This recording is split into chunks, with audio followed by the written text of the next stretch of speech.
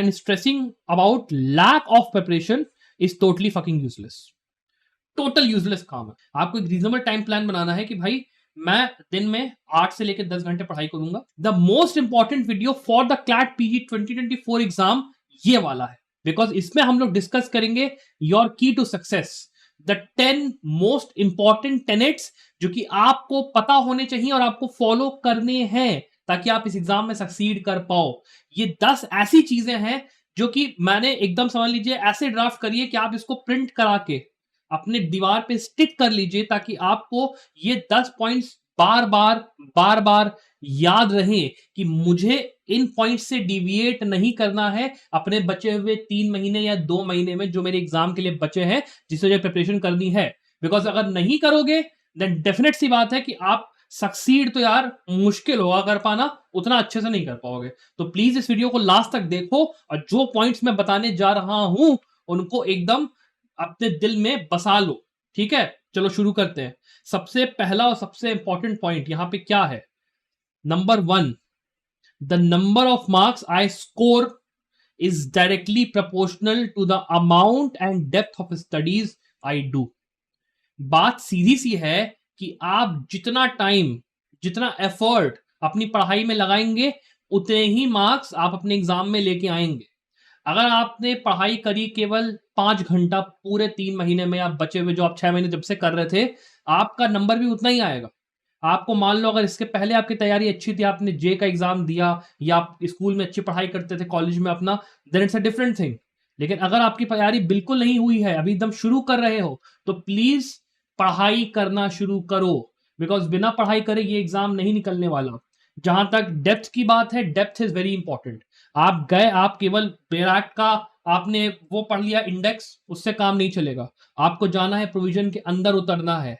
उतर के देखो कि प्रोविजन में लिखा क्या है, उसके इंग्रेडिएंट्स क्या है, इंग्रेडिएंट्स है उसके केस लॉज क्या है, कौन कौन सी चीजें ऐसी हैं जो कि उससे इफेक्ट होती हैं, कौन कौन से केस लॉज हैं, किस तरीके के उसके अंदर क्वेश्चन हमारे जो है बन सकते हैं मॉक पेपर्स के अंदर, क्या जितनी चीजें हैं. Depth is very important. आपको टाइम प्रॉपर देना पड़ेगा, सारी चीजें करनी पड़ेंगी. विदाउट दैट आप अच्छे मार्क्स स्कोर नहीं कर पाओगे. जितना टाइम और जितनी डेप्थ में पढ़ाई करोगे उतने ही मार्क्स आप स्कोर करोगे. दूसरा सबसे इंपॉर्टेंट बात जो आपको पता होनी चाहिए, properly completing your foundational portion of all major subject is an absolute priority. क्यों? बिकॉज आपका 90% पेपर इन जो आपके मेजर सब्जेक्ट्स उसमें से आएगा. कौन कौन से? कॉन्स्टिट्यूशन, आईपीसी, सीआरपीसी, एविडेंस, आपके क्रिमिनल लॉ के सब्जेक्ट्स, उसके बाद family law, law of contract, jurisprudence, international law और कंपनी लॉ. ये जितने सब्जेक्ट्स हैं इनको आपको डेप्थ में करना है, अच्छे से करना है. केवल इसके फाउंडेशन पोर्शन को, मैं केस लॉज की बात नहीं कर रहा हूं, मैं मॉक पेपर्स लगाने की बात कर रहा हूं, मैं कोई बात नहीं कर रहा हूं. मैं केवल कह रहा हूं ये जितने मैंने आपको 8-9 सब्जेक्ट्स बताए, इनको जाइए, इनको अच्छे से पढ़िए. ठीक है, देना पड़े एक हफ्ता दीजिए, डजेंट मैटर, लेकिन पूरी पढ़ाई इन सब्जेक्ट्स की होनी चाहिए. और जब तक नहीं हो जा रही है तब तक आप बाकी के सब्जेक्ट्स भगवान के लिए मत शुरू करना. बिकॉज अगर इन सब्जेक्ट्स में आपने अपनी कमांड अच्छी बना ली, 90% पेपर ऐसे ही निकल जाएगा. बिकॉज आप ये समझिए, कोई स्टूडेंट जो कि केवल जे एग्जाम की तैयारी करके, पीसीएस जे की तैयारी करके भी पेपर देने आ जाए ना, वो आराम से 50-60 मार्क्स इसीलिए आएगा बिकॉज उसने अपनी जो डेप्थ की पढ़ाई होती है मेजर सब्जेक्ट्स की वो पहले कर रखी है. उसको उसके बाद जो आपके 75 या 80 या 90 तक पहुंचने के लिए केवल केस लॉज और मॉक पेपर्स उसके बाद लगाने हैं. That is why it is an absolute priority. चाहे आप तैयारी कर रहे हो 2 महीने पहले, चाहे आप तैयारी कर रहे हो 1 महीने पहले, आपने कभी भी शुरू की हो, पहले अपने फाउंडेशन सब्जेक्ट को खत्म करो, उसके बाद अपने केस लॉज या बाकी चीजों पे जाओ. बिकॉज अगर आप ये सोच रहे हो कि मैं शॉर्टकट मारूंगा, क्लैट पीजी एग्जाम एक शॉर्टकट है, तो आपसे बड़ा बेवकूफ कोई नहीं है. It is not a shortcut paper. यहां पे केस लॉज पढ़ के, मॉक पेपर लगा के नंबर नहीं आते हैं जादू से. जब तक आपकी फाउंडेशन नहीं क्लियर होगी, आप चाहे जितने केसेस पढ़ लो, आप चाहे जितने मॉक पेपर लगा लो, आप सक्सीड इतने अच्छे से नहीं कर पाओगे. Make it a fact. तो ये दूसरा टेनेट आपको ध्यान में रखना है अपने ऊपर, एकदम याद रखिएगा इस चीज को प्लीज. आप तीसरे टेनेट के ऊपर आते हैं. Making and following a reasonable study plan is very very important. अब यहां पे जो वर्ड इंपॉर्टेंट है वो है रीजनेबल. ठीक है, आपको कुत्ता नहीं बनना है एकदम कि भैया अब मैं ना 12 घंटे, 14 घंटे, 18 घंटे पढ़ाई करूंगा, नींद त्याग दो, खाना त्याग दो, मन का चैन त्याग दो ना. अगर आप ये काम करने जा रहे हो तो यार ऐसे नहीं चलता। आप ना अपने आप को, जैसे एक बैटरी होती है ना एक फ़ोन की, आप जब उसको यूज़ करना शुरू करते हो, तो वो पूरे दिन भर में 80%, 70%, 60%, 50% होता है। अगर आपने उसको बहुत ज़्यादा, बहुत तेज़ी से इस्तेमाल कर दिया, उससे क्या होगा? उससे ये होगा कि वो खत्म हो जाएगी, उसी समय एग्ज़ॉस्ट हो जाएगी तुरंत, और फिर रिचार्ज होने में उसको टाइम लगेगा। सेम आपके साथ है, अगर आपने एकदम बिल्कुल फोड़ दिया कि मैं एकदम ही पढ़ाई करूँगा, नहीं। आपको एक रीज़नेबल टाइम प्लान बनाना है कि भाई मैं दिन में 8 से लेके 10 घंटे पढ़ाई करूँगा। मेरा जो टाइम का स्लॉट का प्लानिंग है वो ये है कि सुबह के 2 घंटे मैंने अपने केस लॉज़ को दिए, रिविज़न में दिए। फिर जो दिन का मेरा टाइम होता है उसको मैंने जो मेजर सब्जेक्ट्स की पढ़ाई होती है, जो बाकी चीज़ें होती हैं उसमें दिया। उसके बाद जो मेरा दूसरा वाला पोर्शन होगा स्टडी का, उसमें मैंने कोई माइनर सब्जेक्ट पढ़ा। फिर लास्ट का जो आपका पोर्शन है उसमें आप गए, आपने उसमें जो केस लॉज़ होते हैं और जो मॉक टेस्ट है उसकी प्रैक्टिस करना शुरू करा। इस तरीके से एक रीज़नेबल प्लान जब 8 से लेके 10 घंटे का रोज़ाना का आप बनाओगे, तभी आप सक्सीड करोगे। Because all what I am saying is कि यहाँ पर it is not about the amount of study, it is about the quality of study. ये ध्यान रखिएगा। कितने घंटे आप पढ़ रहे हो, उससे कोई फ़र्क नहीं पड़ता है। लेकिन जितने घंटे भी आप पढ़ रहे हो, वो आप अच्छे से मन लगाकर क्वालिटी जो इन्फॉर्मेशन है, उसको ग्रांट करके अपने दिमाग में बैठा रहो, that is very, very important. इस चीज़ का ध्यान रखना, ठीक है? Don't study like a dog, study like a human. Plan बना के चलो, आराम से करके चलो और रीज़नेबल रखो। अगर आपको ये चीज़ पता है कि एग्ज़ाम के पहले 3 महीने बचे हैं, अब 3 महीने के अंदर आपने भी भाई पिछले अपने 20-25 साल या जितने की भी आपकी एज है, आपने एग्ज़ाम्स इतने दिए हैं, इतना आप तैयारी कर चुके हो, आपको पता है आप किस चीज़ के कैपेबल हो। अगर 3 महीने में आपने इसके पहले मान लो जे की तैयारी या पहले इसकी तैयारी नहीं करी है, तो आप कैसे एक्सपेक्ट कर सकते हो कि आप सीधा पीएसयू फोड़ दोगे? 80 आ जाएँगे, 85, 90 आ जाएँगे यार, बड़ों के नहीं आते यार। आपको रीज़नल एक्सपेक्टेशन सेट करनी है कि मैं टॉप 5 तक जो एनएलयूज़ है वहाँ तक मैं टारगेट लेके चल रहा हूँ। मेरा स्कोर 75 तक आ जाए, I am okay with it. उस हिसाब से पढ़ाई करो, एकदम वो बन जाओगे ना कि भैया मैं एकदम टॉपर हूँ, मैं एकदम मतलब वो हूँ, किंग हूँ, मैं तो कुछ भी कर सकता हूँ और कोई आप मतलब उस तरीके से काम करो, नहीं चलेगा। That will not work. You have to be very, very reasonable with the amount of study you are doing and the goal that you are setting. It has to be very, very reasonable. Unreasonable होगा, आप जिस तरीके से ऊपर जाओगे ना, उसी हिसाब से नीचे भी आओगे। ये बात ध्यान रख लेना। अगला पॉइंट, जो अगला इंपॉर्टेंट टेनेट है, वो क्या है? Maintaining a healthy lifestyle is directly proportional, ठीक है? डायरेक्ट रिलेशन है with the amount of marks you get. आप जब अपनी पढ़ाई कर रहे हो, तो पढ़ाई के अंदर it is very, very important कि आप अपने बॉडी को और अपने माइंड को एकदम सिंक में रखो, परफेक्ट रखो।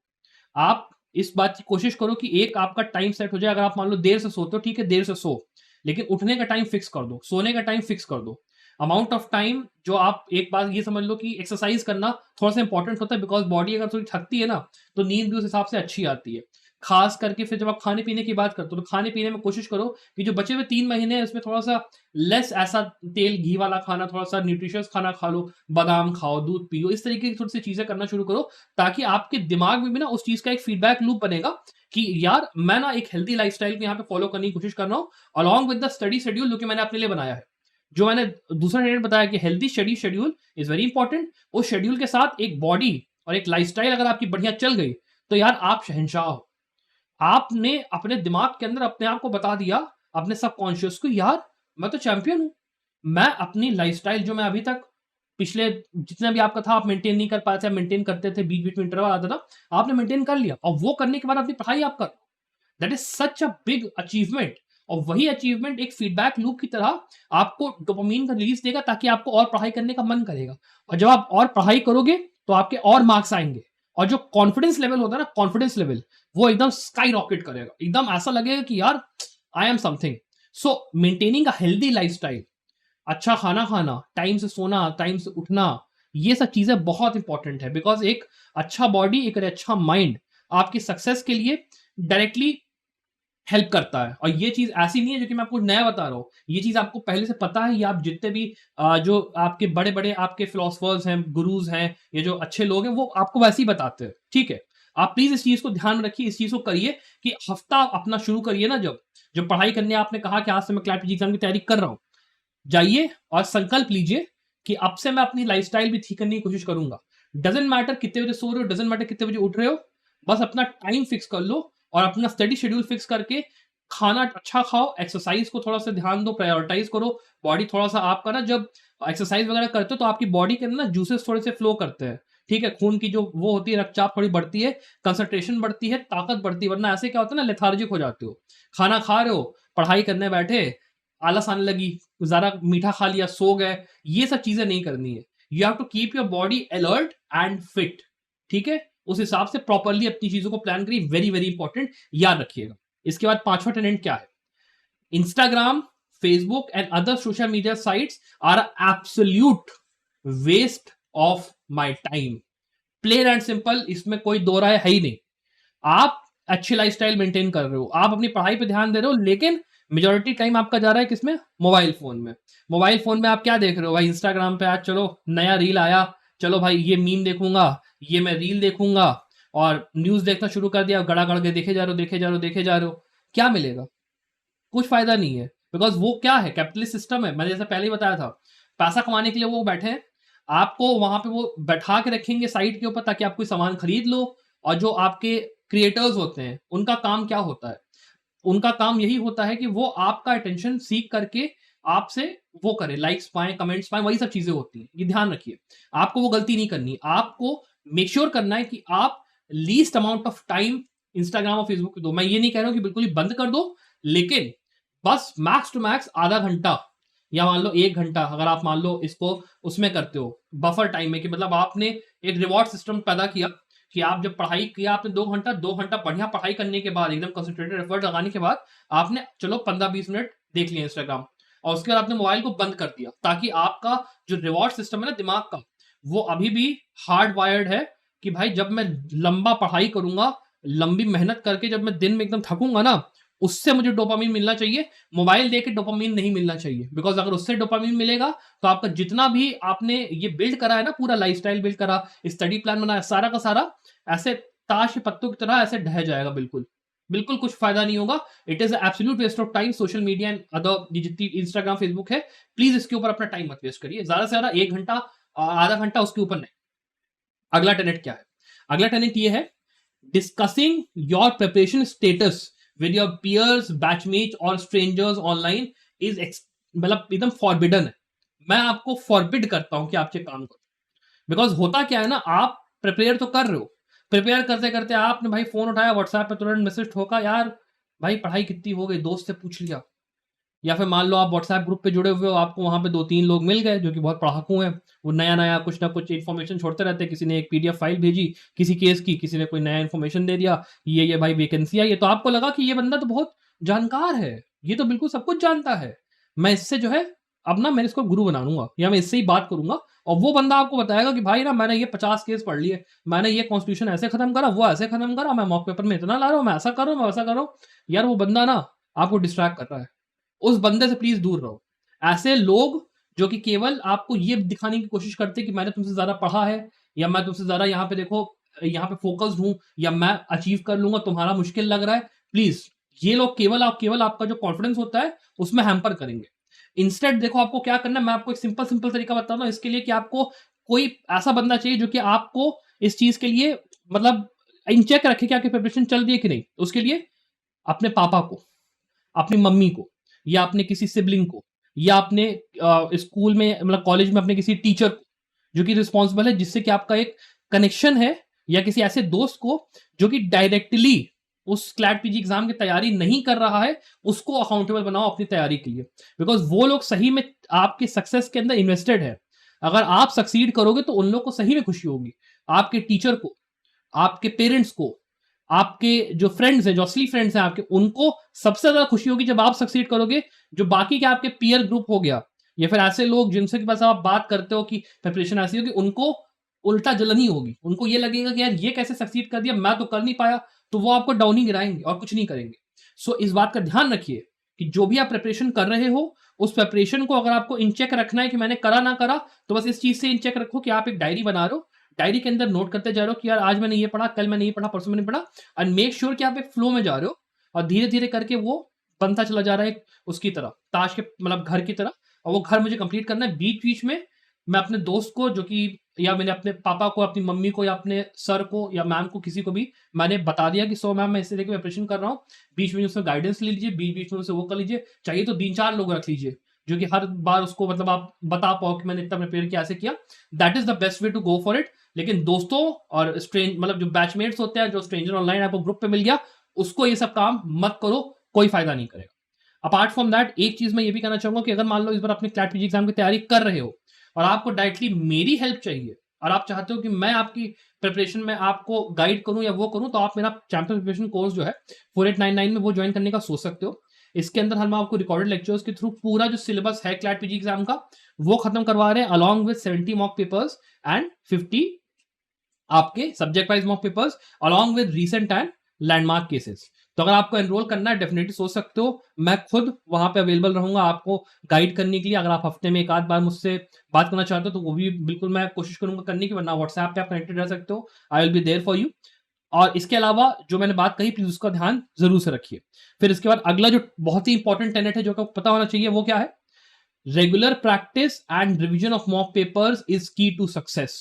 अब देखो यार, पॉइंट ये है क्लैट पीजी एग्जाम के अंदर कि जितना मॉक पेपर आप लगाओगे, जितना आप प्रैक्टिस करोगे, उतना आप सक्सीड करोगे। बिकॉज इस पेपर के अंदर आपकी रीडिंग एबिलिटी के ऊपर, एनालिटिकल स्किल्स के ऊपर सबसे ज्यादा क्लैट यहां पे कोशिश करता है आपको अटैक करने की। बिकॉज ये समझो कि पेपर आया, पेपर में आपके एक पैराग्राफ जिसमें कि आपके समझ लो 300 से लेकर 500 वर्ड्स दिए हैं, 10 क्वेश्चन आ रहे हैं, 10 में से समझ लो आपके 4 से 5 से 6 क्वेश्चन आपको जनरल आपका फाउंडेशन नॉलेज से ही आप आंसर कर ले जाओगे, किसी भी पैराग्राफ पे ये चीज अप्लाई करती है, आप आंसर कर ले जाओगे। उसके बाद जो आपके बचे हुए आपके समझ लो 2 या 3 क्वेश्चन हैं, वो ऐसे हैं जिसको कि आप पैराग्राफ में से पढ़ के आंसर कर सकते हो, या जिसके ऊपर आप एक गेस ले सकते हो कि हाँ भाई एक एजुकेटेड गेस कि पैराग्राफ पढ़ के मुझे इससे क्या इन्फ्लुएंस मिल रही है। और ये चीज जूरिस्प्रूडेंस में बहुत काम आती है, ये चीज ऐसे इन जनरल भी काम आती है। तो मॉक पेपर की रेगुलर प्रैक्टिस करना ताकि आपको पेपर का पैटर्न समझ में आ रहा है, वो क्वेश्चंस जो कि आपको उतने अच्छे से नहीं आते हैं या फिर वो सब्जेक्ट का जो कि आपको उतना अच्छा आइडिया नहीं है, उसके लिए इट इज इंपॉर्टेंट कि आप मॉक पेपर्स की रेगुलर प्रैक्टिस करो। और उसके साथ में रिवीजन इज वेरी इंपॉर्टेंट। आपने मॉक पेपर लगाया, लगाने के बाद आपने देखा कि भाई देखो इस पेपर के अंदर मेरे केवल 30 या 40 मार्क्स आए, तो मेरे 30-40 मार्क्स क्यों आए?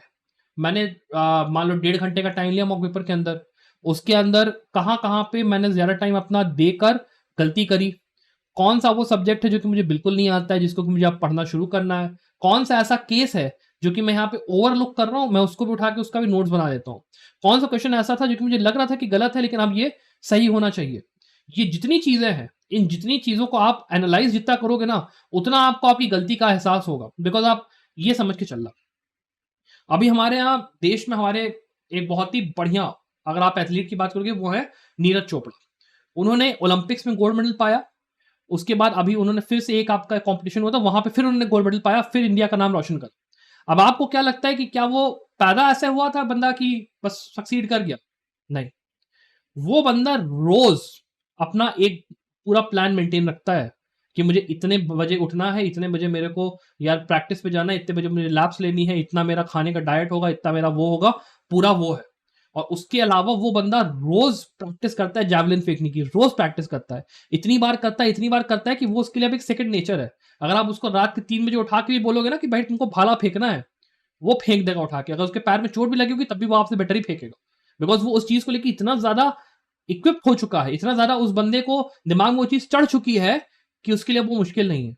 और आप अगर बिना प्रैक्टिस करे पेपर में सोच रहे हो जाने की, तो यार आपसे नहीं होगा। इट इज वेरी इंपॉर्टेंट कि आपको पता तो है कि भाई पेपर तो मुझे पता है, लेकिन उसको किस तरीके से अटेम्प्ट करना है, क्वेश्चन किस तरीके का आता है, क्वेश्चन का स्टाइल क्या है, स्कोप क्या है, किस तरीके से वहां पे जो मॉक पेपर का क्रिएटर है मुझे बेवकूफ उल्लू बनाने की कोशिश कर रहा है, ये सारी चीजें आपको पता होनी चाहिए।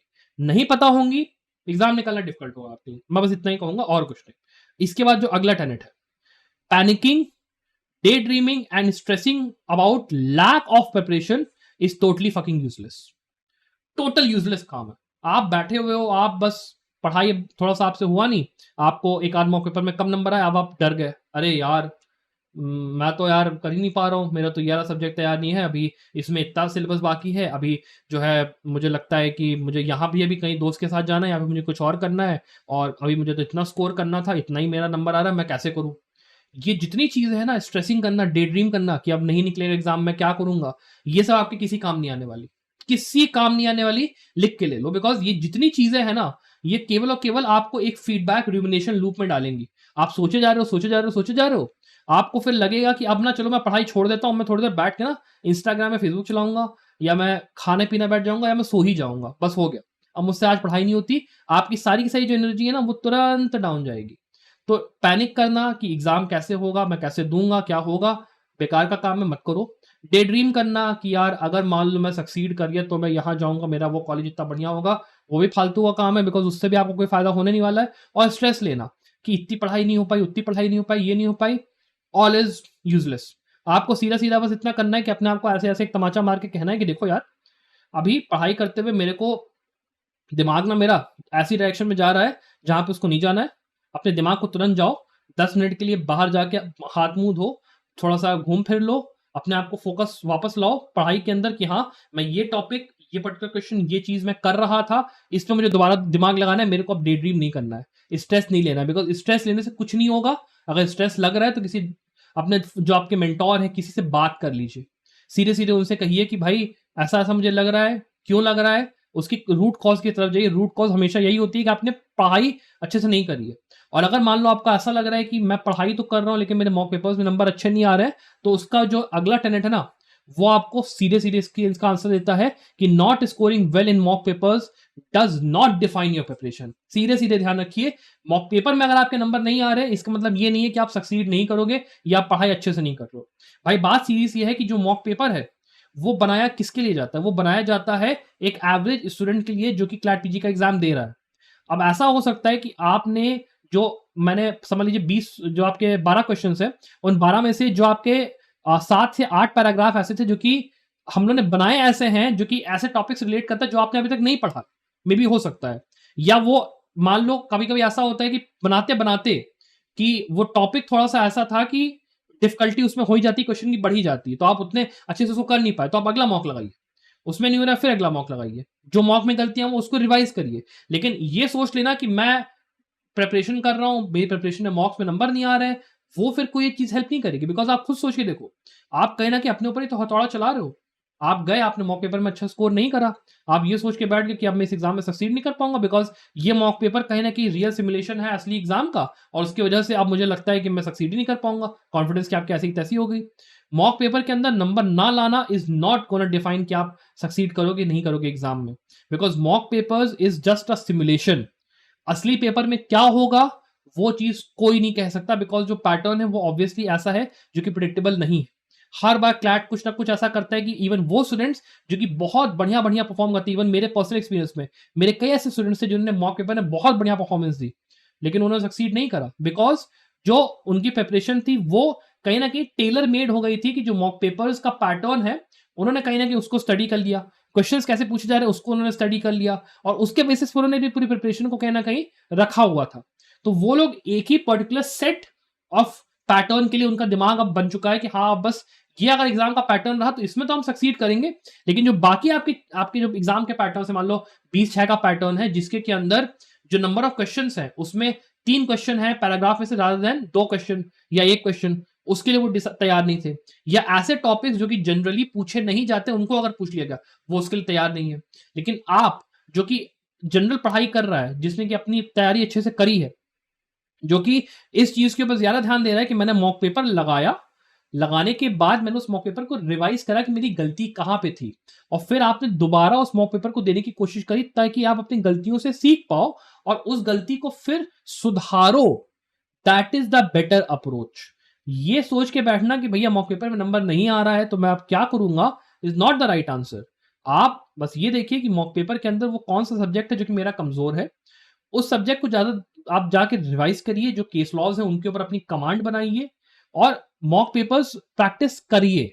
डरिए मत कि यार अब नंबर नहीं आ रहा, अब मैं क्या करूं। और मान लो अगर डर लग रहा है, नहीं हो रहा है, तो शट ऑफ कर दो, ठीक है, 10 दिन ले लो, शांति से बैठो, आराम से अपनी पढ़ाई को थोड़ा सा वो करो, रिविजन पे ध्यान दो, और ये देखो कि कहाँ पे नंबर क्यों कम आ रहा है। और नंबर अगर कम आ रहा है तो उसके पीछे रीजन मेजरली यही होता है कि आपने पढ़ाई डेप्थ में नहीं करी, बिकॉज जो क्वेश्चंस हैं वो सारे के सारे आप समझिए 10 में से 6 क्वेश्चंस या 5 क्वेश्चंस ऐसे हैं जो कि सीधे फाउंडेशनल नॉलेज में से आ रहे हैं, और बाकी के 3-4 क्वेश्चन आपके केस लॉ बेस्ड हैं कि केस लॉ जब तक नहीं पता होगा तब तक आंसर नहीं कर पाओगे।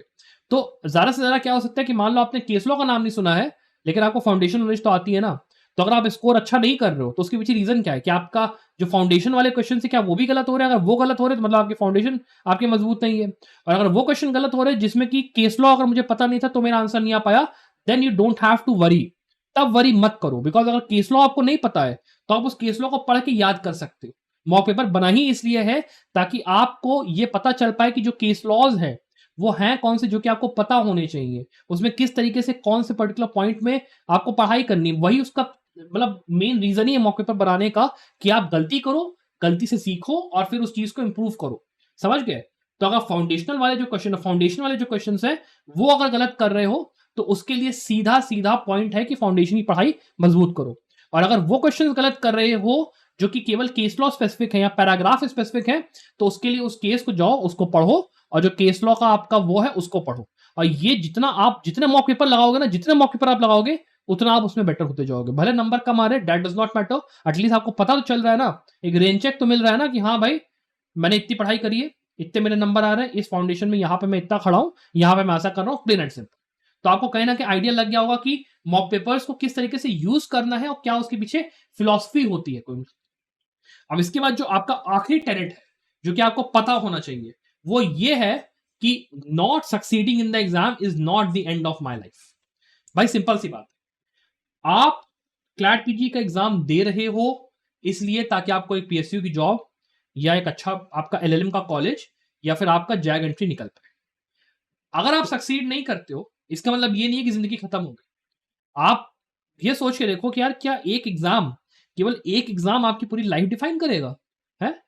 आप इतने बढ़िया क्रीचर हो जो कि इस धरती पे वॉक कर रहा है, आपके पीछे पूरी समझ लीजिए 1 लाख साल से जो ह्यूमंस आपके पुरखे इवॉल्व होके आपको यहाँ पे रखा गया है। You are a culmination of thousands and thousands of years of progress.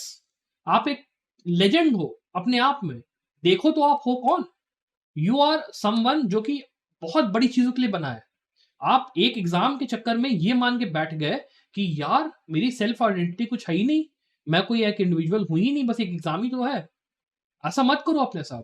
अगर एग्जाम आप गए, आपने एक दिन संकल्प लिया, मान लो मेरी वीडियो देखी या आपने अपने किसी कॉलेज के दोस्त से पता करा, किसी टीचर से पता करा, जो भी आपका सोर्स था कि मुझे क्लैट पीजी का एग्जाम देना है, मुझे कोई ये अपना वो करना है। आपने संकल्प लिया, आपने स्टडी प्लान बनाया, आपने 10 स्टूडेंट मैंने बताया उसको फॉलो करा और आप पढ़ाई करने बैठे, आपने अपना 100% दिया। 100% देने के बाद आपने अपना कर्म करा। जैसे देखिए गीता में क्या लिखा है, कृष्ण जी ने क्या बोला है, कर्म करो फल की चिंता मत करो। प्लेन एंड सिंपल है। हो सकता है मैं गलत कोट कर रहा हूं गीता को, आई एम सॉरी, मुझे प्लीज माफ करिएगा मान लो मैंने गलत कोट किया हो, लेकिन जो क्रक्स है वो यही है, कर्म करो फल की चिंता मत करो। वो चीज आपके साथ क्या, सबके स्टूडेंट्स के साथ एक ही होगा, पेपर एक ही होगा। ठीक है, कठिन होगा सबके लिए, कठिन होगा, आसान होगा सबके लिए आसान होगा। सक्सीड करना ना करना वो किस्मत का भी उसमें बात आती है, कभी कभार दिन खराब होता है, बहुत सी चीजें होती हैं उसके लिए। लेकिन आप अपनी आइडेंटिटी को, अपने सेल्फ एस्टीम को या बाकी चीजों को ब्लेम करना शुरू कर दो, तो मैं आपको बिल्कुल फॉरबिड करता हूं ये काम करने से। आप जाइए, अपना सिर उठाकर इस प्रेपरेशन को करिए। प्रेपरेशन के अंदर 100% एफर्ट देकर मेरे साथ इस मुहिम में आप शामिल हुई। नीचे कमेंट में लिखिए कि sir I am with you, मैं ये एग्जाम क्रैक करूंगा, मैं अपना 100% एफर्ट यहां पे दे रहा हूं। मैं रीजनेबल तरीके से, सिंपलिस्टिक तरीके से इस एग्जाम की प्रिपरेशन कर रहा हूं। मैं अपने आप को कुत्ता नहीं बना रहा हूं। I am preparing like a man, I am preparing like a woman, I am preparing like a normal human being, and I will succeed. I will try my level best. If I don't, it is not the end of my life, it is just a phase. आपने पढ़ाई करी, आपने सीखा, it was just a phase, that's it. ठीक, तो ये 10 जो directs हैं इनको प्लीज जाइए अपनी दीवार पे स्टिक कर लीजिए, चाहे तो प्रिंट करा के, चाहे आपको हैंडटन लेना, चाहे जैसे करिए, इसको रखिए। ये आपको हमेशा रियलिटी में वापस लाने का काम करेगा। और इस वीडियो को भी आप चाहो तो सेव कर लो मेरी बातों को। अलॉन्ग विद दैट, अगर आपको मान लो किसी और टॉपिक पे कोई बढ़िया वीडियो चाहिए, आप मुझे बताइए। आई होप आपको वीडियो पसंद आया। Thank you very much for this video.